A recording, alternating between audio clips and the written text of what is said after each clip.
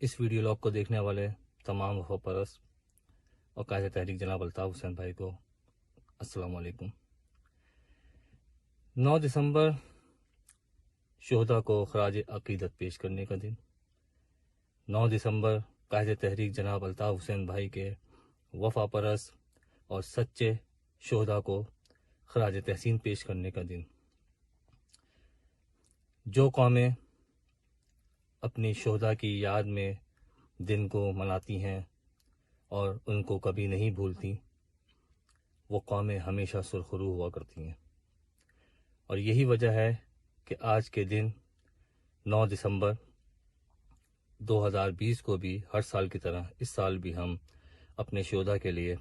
دنیا بھر میں قرآن خوانی اور ان کے حوالے سے پروگرام جو ہے منعقد کر رہے ہیں،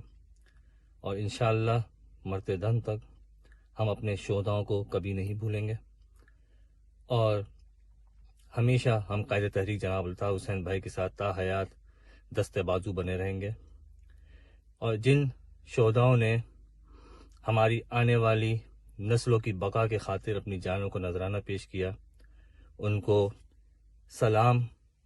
کہ انہوں نے بلا خوف و خطر اپنی جانوں کو نذرانہ پیش کیا، اور میں اللہ تعالیٰ سے دعا گو ہوں کہ جتنے بھی شہید